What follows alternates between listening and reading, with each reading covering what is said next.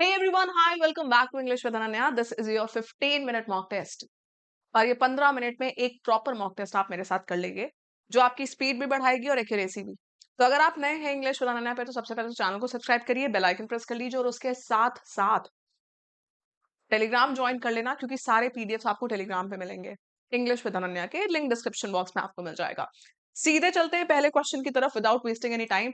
आपको भी आंसर देना है और जब क्लास खत्म हो जाए, पूरे 25 सवाल हो जाएंगे, तो अपना स्कोर भी बताना होगा आपको मुझे कमेंट करके। पहला सवाल, जब ये वोकैबुलरी के क्वेश्चन होते हैं तो पहले हमारी नजर सिर्फ और सिर्फ इस वर्ड पे जानी चाहिए कि वर्ड क्या है।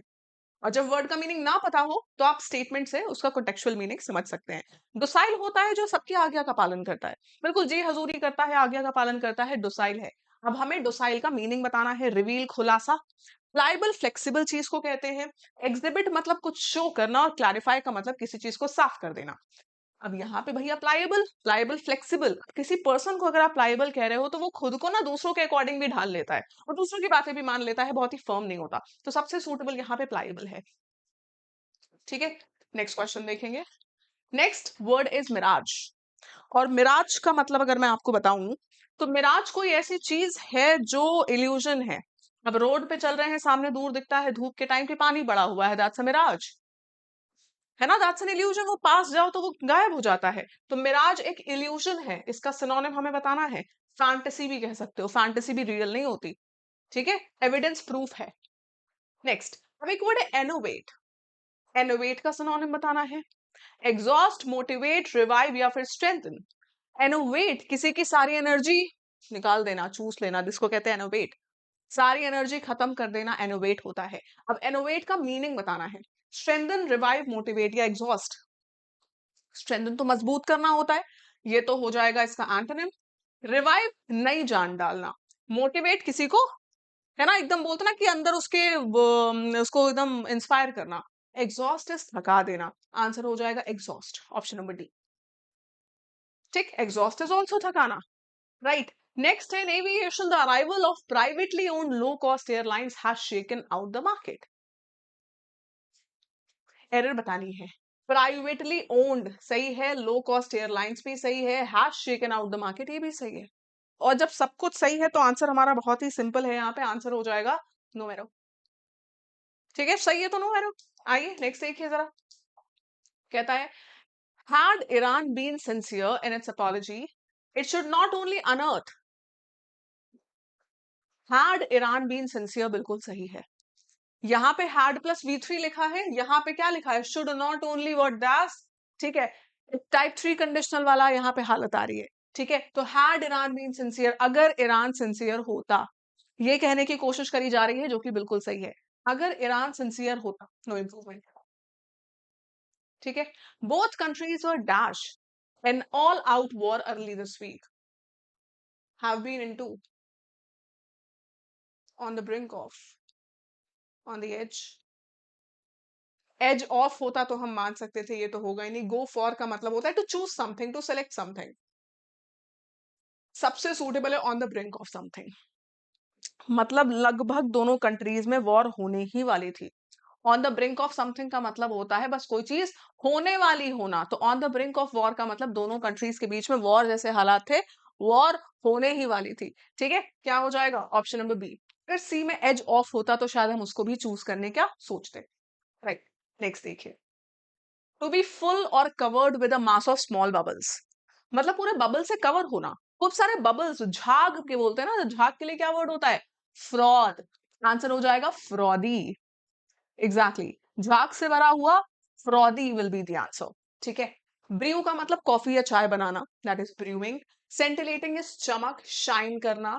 एरेटेड इज जिसमें एयर भरी हो, उस चीज को एरेटेड बोलते हैं। एरेटेड ड्रिंक्स होती है ना, जो कोल्ड ड्रिंक्स है आपकी, उसमें CO2 होता है, तो एरेटेड ड्रिंक्स होती है वो।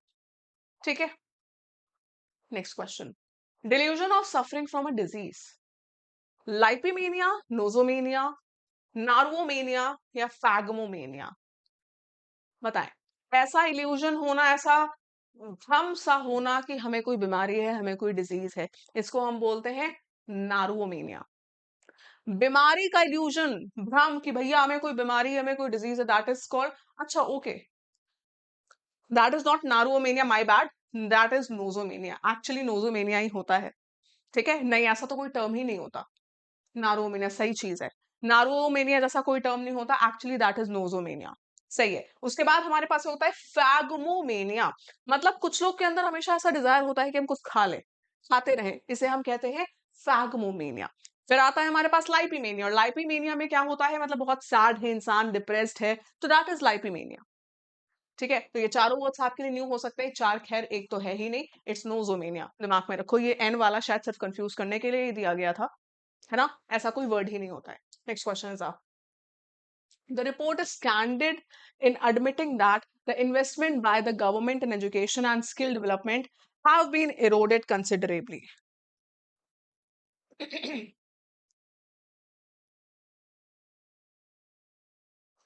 बात यहाँ इन्वेस्टमेंट की हो रही है, और अगर इन्वेस्टमेंट की बात हो रही है तो वर्ब भी सिंगुलर आना चाहिए, है ना। Investment by the government in education and skill development has been eroded considerably. अच्छा खासा इरोड हुआ है, कम हुआ है। ठीक है, नेक्स्ट क्वेश्चन इज आप, in the face of the dash cross examination, the accused remained stoic. Solid, terrible, tedious और grueling. क्रॉस एग्जामिनेशन, एक्यूज से सवाल जवाब करे जा रहे हैं। सॉलिड क्रॉस एग्जामिनेशन तो सही नहीं लग रहा, terrible is very bad, tedious is boring, और ग्रूलिंग का मतलब होता है बहुत ही एक्सट्रीम, बहुत ही, बोलते ना कि बहुत हार्ड उससे क्वेश्चनिंग हो रही थी, सबसे सूटेबल यहाँ पे ग्रूलिंग हो सकता है। ग्रूलिंग क्रॉस एग्जामिनेशन, बहुत एक्सट्रीम लेवल पे बहुत स्ट्रिक्टली उससे एग्जाम मतलब क्रॉस एग्जामिनेशन सवाल जवाब चल रहे थे। ठीक है, रॉन्गली स्पेल्ड वर्ड, साफ साफ दूर से नजर आ रहा। कॉम्बिनेशन एग्जैजरेशन बिल्कुल सही है, डबल जी होता है। अबंडेंस में DANCE होता है। The spelling of abundance ABUNDANCE। ठीक है, आइए, एडमनिशन भी ठीक है। Next, run out of steam. पहले सोचो स्टीम इंजन वगैरह चलते थे, स्टीम खत्म हो गई मतलब वो इंजन चल नहीं पाएगा, तो रन आउट ऑफ स्टीम का मतलब होता है किसी की एनर्जी एकदम खत्म हो गई, वो काम नहीं कर पाएगा। ठीक है, लूज इम्पीटस और enthusiasm, that is run out of steam. ठीक है, एनर्जी खत्म एकदम। नेक्स्ट, टू बिट डिफाइंस, ये डिफाइंस का मतलब ही होता है किसी की अवज्ञा करना, किसी के खिलाफ जाना, किसी के ऑर्डर मानने से इनकार करना।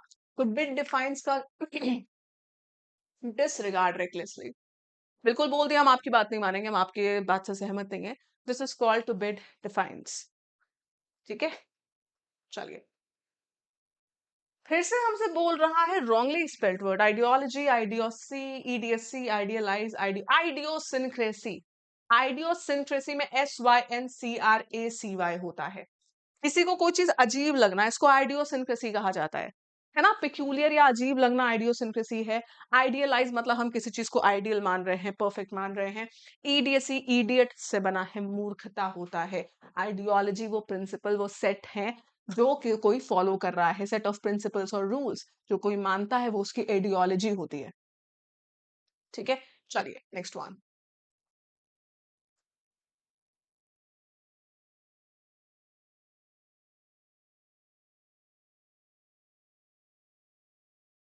अगर आपने क्विकली चारों स्टेटमेंट्स पढ़ लिए तो आपको एक चीज समझ में आएगी। एक तो है वॉयलेंस जो लोअर क्लास अपर क्लास पे कर रही है, और अपर क्लास लोअर क्लास पे कर रही है। तो वॉयलेंस जब अपर क्लास लोअर क्लास पे करती है तो वो रैशनलाइज्ड है, मतलब वो हाँ समझ में सबको आता है। लेकिन जब लोअर क्लास अपर क्लास पे करती है तो उसमें लोग शॉक हो जाते हैं, वो हॉरर हो जाता है। ठीक है, तो PS एक साथ है और QR एक साथ है। QR और PS कहाँ का, ये तो एक साथ ही देखो लिखा है QR PS। QR अलग अलग है, QRSP लिखा है, उल्टा हो गया। QR इसमें है ही नहीं, option number 1 is the answer. Logical pair इसमें बन रहे थे तो लॉजिकली आंसर हमारा निकल गया इजीली। लेट्स देखिए, the final decision was made by the manager, was made by the manager, this is simple past tense. इतने से ही समझ में आ रहा है कि simple past tense option number 2 में है। The manager made the final decision, this is simple past. ठीक है, वॉइस नरेशन में आप नंबर बहुत जल्दी गेन कर पाएंगे।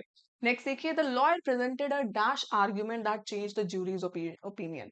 तो हमें कन्विंसिंग का सिनोनिम फिल करना है। कन्विंसिंग वो चीज है जो किसी को मना ले, और परसुएड करने का तो मतलब ही होता है किसी को मनाना। तो कन्विंसिंग इज परसुएसिव। वेग इज अनक्लियर, डाउटफुल जिसमें शक हो, और कंफ्यूजिंग का मतलब होता है जो समझ में ना आए। ठीक है, नेक्स्ट क्वेश्चन इज आप, a person who believes in the equality of all people, जो सबकी क्वालिटी में बिलीव कर रहा है, वो ऑप्टिमिस्ट, फेमिनिस्ट, इगैलिटेरियन और ह्यूमैनिटेरियन। ऑप्टिमिस्ट आशावादी, पॉजिटिव चीजें देखता है। फेमिनिस्ट महिलाओं की इक्वालिटी पे भरोसा करता है, चाहता है कि महिलाओं को इक्वल दर्जा मिले पुरुषों की तरह। इगैलिटेरियन चाहता है कि सबको इक्वल कंसिडर किया जाए।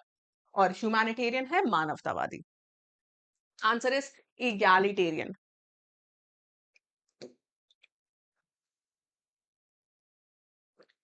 Despite facing criticism, she remain undaunted. इसका जरा स्पेलिंग भी देखिएगा, बहुत इंपॉर्टेंट टर्म एसएससी के पॉइंट ऑफ व्यू से।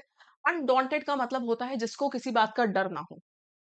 जिसको किसी बात का डर नहीं है वो अनडॉन्टेड है। आंसर हो जाएगा discourage, fearless and determined, option number B. Fearless है, इसको किसी बात का कोई डर कोई गम नहीं है। ठीक है, नेक्स्ट आ जाता है हमारे पास क्लोज टेस्ट। आए और आंसर देने की कोशिश करें। क्लोज टेस्ट में अपना टाइम वेस्ट नहीं करना है, इसलिए अगर आपको टाइम लगता है क्लोज टेस्ट में, तो पहले तो रीडिंग की आदत बनाइए और प्रैक्टिस बढ़ा लीजिए। आज मैंने एक स्ट्रैटेजी सेशन लिया है टेक्स्ट बुक पे सुबह 9 बजे के आसपास, तो वो देख लीजिएगा। Success in competitive exam is not merely about dash information, but about applying knowledge. सिर्फ इंफॉर्मेशन को याद करना नहीं, नॉलेज प्रेशर के अंदर नॉलेज को अप्लाई करना। आप सिर्फ रूल्स रट लो नहीं, एग्जाम के प्रेशर में क्वेश्चन में रूल अप्लाई कर पाओ, ये आना चाहिए। ये है कॉम्पिटिटिव एग्जाम में, not just about memorising information. Next देखो, candidates must build a mindset of consistent learning. Consistent learning से ही ये सब चीजें आती हैं। अगर आप रेगुलर पढ़ोगे, कंसिस्टेंटली पढ़ोगे, तब आएगा ये सब चीजें। The passage also focuses on the dash of staying काम,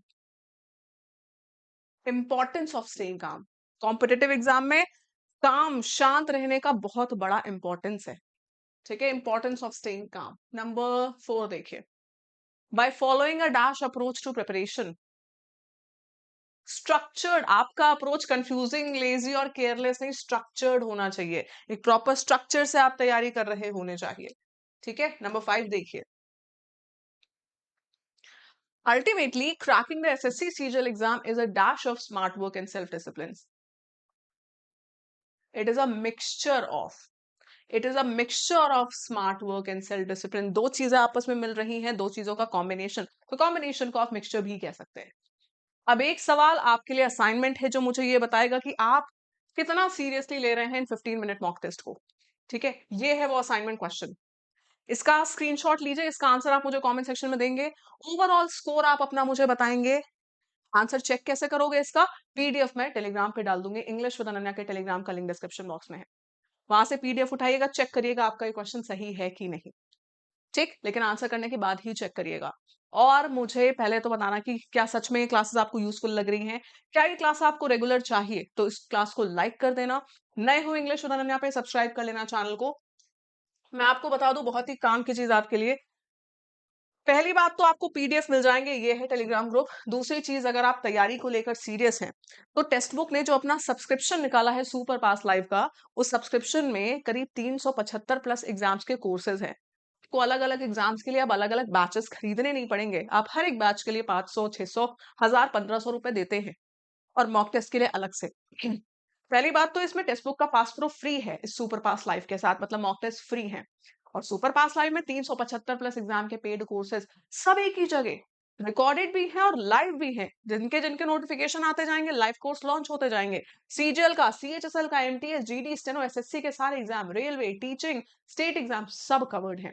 फिलहाल सेल चल रही है, और जो 2000 का सुपर पास लाइव एक साल का मिलता है, वो सिर्फ 999 का मिल रहा है अनन्या कोड लगा के। तो डिस्क्रिप्शन बॉक्स में लिंक है, सीधे इसी लिंक पे क्लिक करिएगा। कहीं नहीं भटकना है आपको, वरना आप गलत चीज परचेज कर लेते हैं। मेरी जो क्लास चल रही है, ठीक है, आपको इसी क्लास को देखना है। आपको मेरी इसी क्लास के, यस, डिस्क्रिप्शन बॉक्स में लिंक मिल जाएगा, जैसे ये मेरी क्लास चल रही है। ठीक है, आपको डिस्क्रिप्शन बॉक्स में आना है, और डिस्क्रिप्शन बॉक्स में आपको लिंक दिख जाएगा, ये रहा, सुपर पास लाइव के नाम से।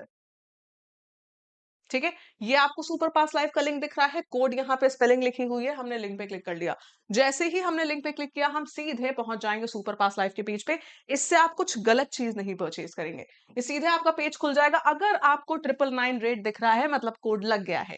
अगर आपको रेट ज्यादा दिख रहा है, तो आपको अप्लाई कूपन पे जाके टाइप करना पड़ेगा अनन्या। ठीक है, यहाँ आपको कोड का ऑप्शन आ जाएगा। ये कुछ अच्छा हैंग हो गया है। खैर फिलहाल समझ लीजिए, अगर आपको प्राइस ज्यादा दिख रहा है, आप अप्लाई कूपन पे क्लिक करोगे, आपकी विंडो खुल जाएगी। उस पे आप ANANY अनन्या अप्लाई कर दोगे। अब जो भी आपको लेना है उसको आप सेलेक्ट करेंगे। सेलेक्ट करने के बाद आप पे क्लिक करोगे, नंबर डालोगे, OTP डालोगे, लॉगिन हो जाएगा and you are good to go. ठीक है, तैयारी आज से, क्लासेस आप आज से अभी से अटेंड कर सकते हैं। ठीक है, चलिए मिलते हैं आपसे नेक्स्ट क्लास में, तब तक के लिए Radhe Radhe, thank you and take care.